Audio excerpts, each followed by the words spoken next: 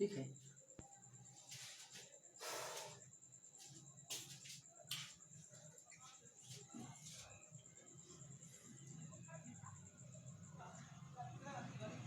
चलिए, hello students, आज हम लोग पढ़ने वाले हैं बीएससीबी का क्लास 10 का समानांतर श्रेणी, ठीक है। बीएससीबी का समानांतर श्रेणी। चलिए देखिए, समानांतर श्रेणी क्या है। देखिए, समानांतर श्रेणी क्या है। कहा गया है कि गणित में समानांतर श्रेणी अथवा समानांतर अनुक्रम का अर्थ है संख्याओं का एक ऐसा अनुक्रम या श्रेणी जो दो क्रमागत पदों के बीच का जो अंतर है हमारा नियत होना चाहिए, यानी कि समान होना चाहिए। उसे हम लोग समानांतर श्रेणी कहते हैं। जैसे अगर मान लेते हैं 4 लिखे, उसके बाद 8 लिखे, उसके बाद 12 लिखे, उसके बाद 16 लिखे, तो यह सभी में अंतर जो होता है हमारा समान है। जैसे 4 से 8 गए तो कितना का अंतर है, 4 का। फिर 8 से 12 गए तो फिर 4 का। फिर 12 से 16 गए तो फिर 4 का। यह एक क्रम, यानी कि सब में क्या है, समान अंतर है। इसी को हम लोग क्या कहते हैं, समानांतर श्रेणी। और ये श्रेणी के क्रम में सजाया गया है, इसीलिए हम लोग इसे कहते हैं समानांतर श्रेणी।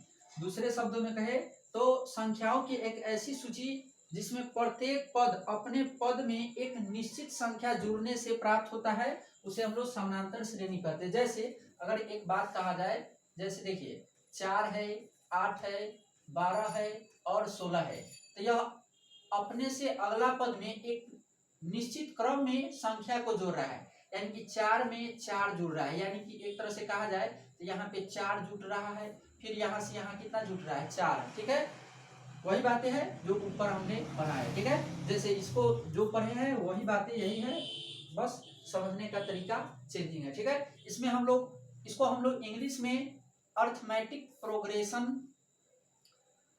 कहते हैं। ठीक है, अर्थमेटिक प्रोग्रेशन कहते हैं। इसमें TN, SN और यही सब फार्मूला होता है। ठीक है, तो यह एक एक फार्मूला को हम लोग देखेंगे कि बनेगा कैसे। ठीक है, चलिए जैसे देखिए समानांतर श्रेणी का फार्मूला या सूत्र। समानांतर श्रेणी का फार्मूला या सूत्र। देखिए, समानांतर श्रेणी का फार्मूला या सूत्र के बारे में आज हम लोग पढ़ेंगे। ठीक है, सामान्यतः समानांतर श्रेणी को निम्न प्रकार में लिख सकते हैं।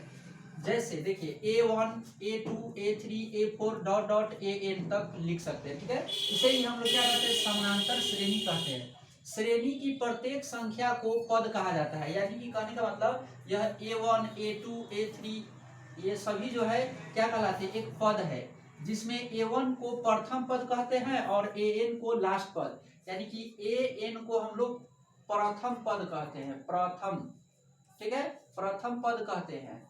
और AN को हम लोग लास्ट पद कहते हैं, यानी कि आखिरी पद,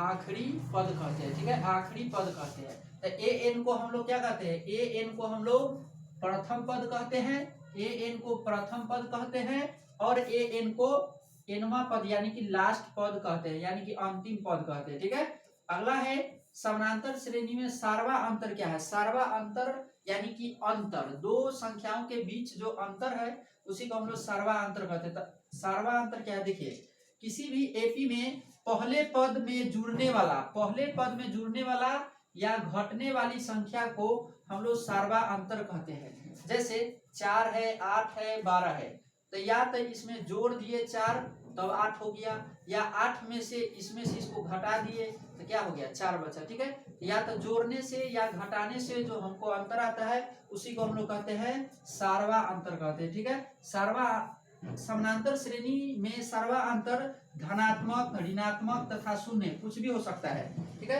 यानी कि यह प्लस में भी आ सकता है, माइनस में भी आ सकता है और 0 कुछ भी हो सकता है। ठीक है, AP के प्रथम पद को AN, दूसरे पद को A2, इसी प्रकार तीसरे पद को A3, चौथे पद को A4 कहते हैं और nवें पद को AN कहते हैं। ठीक है, सार्वा अंतर को D से व्यक्त किया जाता है। किससे व्यक्त करते हैं, D से हम लोग सार्वा अंतर को व्यक्त करते हैं। ठीक है, अतः अगर D बराबर अगर निकालना हो, D बराबर फॉर्मूला तो क्या होगा, जैसे मान लेते हैं 4, 8, 12, ये हमारा A हो गया A1, A2 A3 हो गया।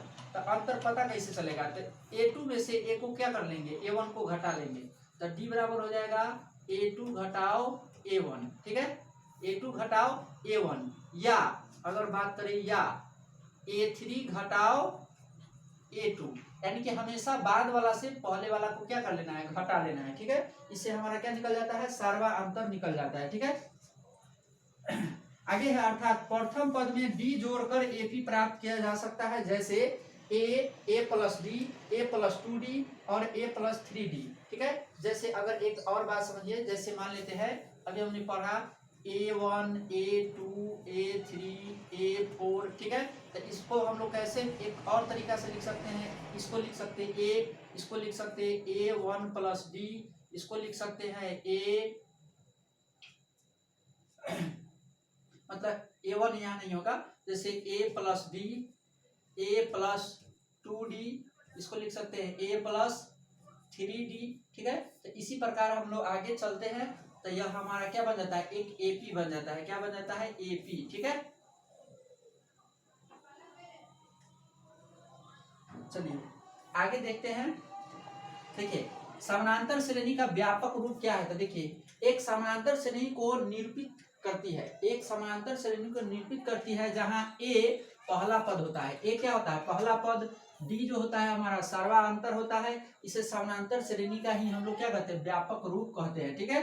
कुछ उदाहरणों के माध्यम से समानांतर श्रेणी को समझने का प्रयास करते हैं। जैसे यदि किसी पद का पहला पद यानी कि A बराबर हमको कितना दे दिया हुआ है, A बराबर हमको कितना दिया है 6, A बराबर हमको कितना दिया है 6, मान लेते हैं किसी AP का, यानी कि किसी AP का अगर बात करते हैं तो A बराबर हमको दे दिया है 6, ठीक है। उसके बाद कहा है D बराबर हमको दे दिया है कितना 3, D बराबर 3, तो क्या हो जाएगा, तो इसका अगर AP निकालने के लिए कहे AP, तो क्या होगा, पहला तो A, दूसरा क्या हो जाएगा A प्लस D, तीसरा क्या हो जाएगा A प्लस 2D, उसी प्रकार चौथा क्या हो जाएगा A प्लस 3D। अब यहाँ पे सब कुछ पता है, रखते चले जाएंगे। A का मान कितना है, A का मान हमारा कितना दिया है 6, और यहाँ पर देखिए A का मान हमको पता है कितना है 6, अब प्लस D का भी मान पता है कितना है 3, यहाँ 3 हो जाएगा, कॉमा फिर 6 प्लस यहाँ 2 गुने 3 हो जाएगा, ठीक है। उसी प्रकार अगर इधर बात करते हैं तो क्या हो जाएगा 6 प्लस 3 हो जाएगा, ठीक है। अब इसको एक AP बन जाएगा, 6 का 6 हो जाएगा, यहाँ देखिए 6 और 3 कितना हो गया 9, उसके बाद देखिए 3 दूना 6 6 12, फिर उधर देखिए 3 तिहाई 9 और 9 6 कितना हो गया 15। इसी प्रकार आगे बढ़ते चला जाएगा, तो यह क्या बन जाएगा, एक AP बन जाएगा, क्या बन जाएगा AP बन जाएगा, ठीक है। चलिए तो इसको आप लोग उतारते भी चलिएगा, ठीक है। चलिए आगे बढ़ते हैं।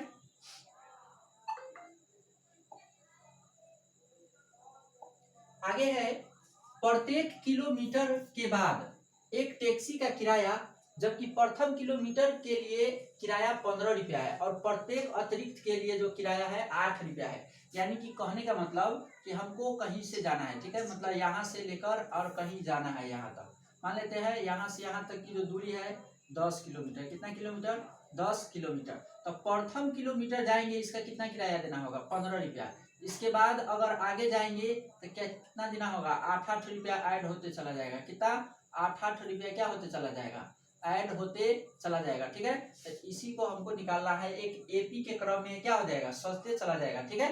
जैसे प्रथम किलोमीटर गए तो कितना देना होगा किराया 8 रुपया, तो दूसरा किलोमीटर 2 किलोमीटर जाएंगे तो 15 8 कितना 23 रुपया देना पड़ेगा यहाँ तक का, फिर आगे फिर इसमें 8 जोड़ते चल जाएंगे, ठीक है, तो 31 रुपया देना पड़ेगा। तो इस प्रकार से क्या कर सकते हैं हम लोग, इसका AP निकाल सकते हैं। तो एक तरह से देखा जाए तो A बराबर हमारा क्या निकल गया है, हमारा A बराबर हमको दिया हुआ है, कितना दिया हुआ है 15, ठीक है, और D बराबर भी हमको दे दिया हुआ है 8, तो AP नहीं निकल जाएगा, AP आराम से निकलेगा, A plus D A plus 2D A plus 3D, dot dot जहां तक निकले वहां तक निकाल लेना है, ठीक है। तो यहाँ पे हमको ए दिया हुआ है, कितना दिया हुआ है ए कितना दिया हुआ है 8, ठीक है।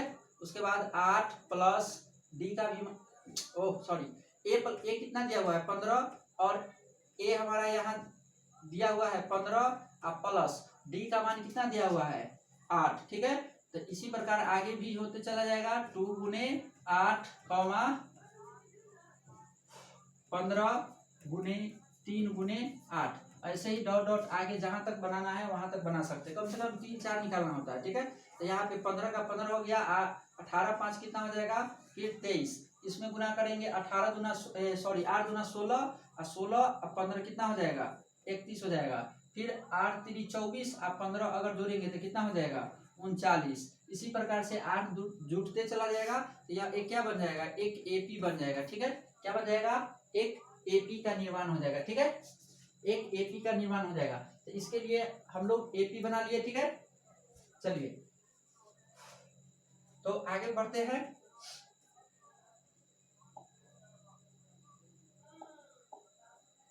चलिए जैसे अगला एग्जांपल है, निम्नलिखित समांतर श्रेणी के अगले 2 पद ज्ञात करना है। अगला कितना पद ज्ञात करना है 2 पद ज्ञात करना है। जैसे पहला दूसरा तीसरा चौथा दिया हुआ है और इसके बाद कितना और ज्ञात करना है दूसरा पद और भी ज्ञात करना है। जैसे क्या हो गया A1 A2 A3 A4 A5 और A6, यानी कि हमको A5 और A6 निकालना है, A5 और 6 निकालना है। तो पहले तो हम A खोजेंगे, A कितना दिया हुआ है 4 और D बराबर हमारा क्या हो जाएगा A2 घटाओ A1, ठीक है।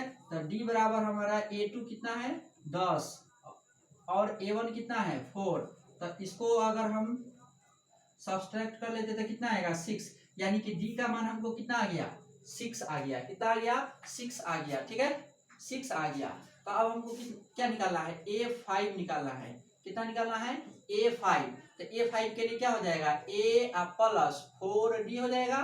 कितना हो जाएगा 4D, A प्लस 4D। अब जैसे ये चीजें जिसको भी समझ में नहीं आ रहा है तो एक चीज यहाँ देखिए, पहले A1 A2 A3 A4 A5 A6, इसके लिए हम लोग क्या लिखते हैं A और इसके लिए क्या लिखते हैं A प्लस D, ठीक है। इसके लिए क्या लिखते हैं A प्लस 2D।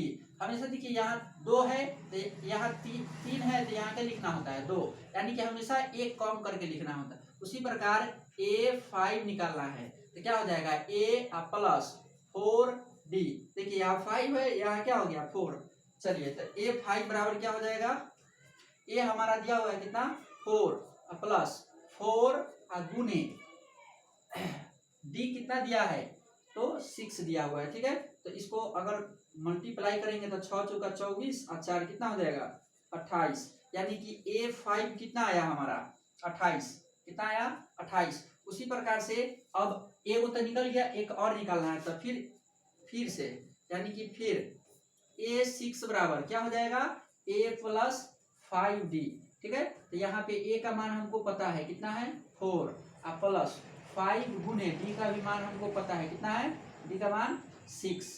तो 5 36 और 4 कितना हो जाएगा 34, ठीक है। यानी कि कहने का मतलब यहाँ अगला पद क्या आएगा 28 और इसका अगला पद जो आएगा 34 आ जाएगा, ठीक है। क्या आ जाएगा 34, ठीक है। तो यहाँ से हम लोग क्या कर सकते हैं इस तरीका से बना सकते हैं, ठीक है।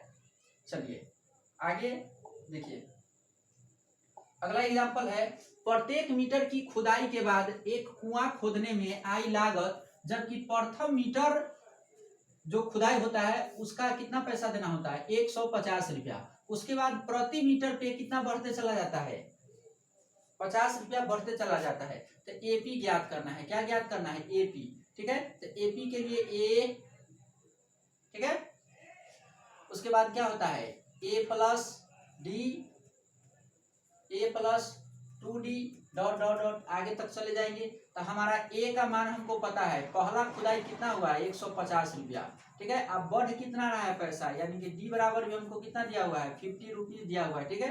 तो एपी क्या कर लेंगे ज्ञात कर लेंगे। तो ए के जगह पे क्या रखेंगे 150। फिर दूसरा देखिए ए प्लस ए कॉमा ए प्लस डी कॉमा ए प्लस 2d कॉमा ए प्लस 3d, ठीक है, डॉट डॉट आगे तक चलेंगे, ठीक है। तो ए का मान हमको कितना दिया हुआ है 150, तो 150 अब प्लस डी का भी मान हमको पता है कितना है 50 रुपीज। उसके बाद देखिए 150 प्लस 2 इंटू 50 कॉमा 150 प्लस 350, ठीक है। इसी प्रकार से आगे की ओर बढ़ते चले जाएंगे। तो ए का मान हमारा क्या हो 150 दिया हुआ है तो 150 हो जाएगा। इसका मान कितना हो जाएगा 150 प्लस 150 और प्लस क्या हो जाएगा 50, तो कितना हो जाएगा 200 हो जाएगा। कितना हो जाएगा 200, ठीक है। उसके बाद 50 गुना कितना होता है 100 और 100 वो 150 कितना हो जाएगा 250, कितना हो जाएगा 250।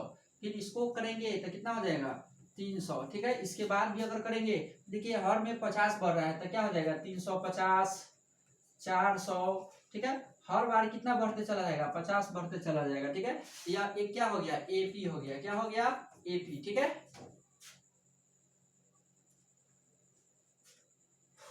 चलिए आगे यहीं तक कर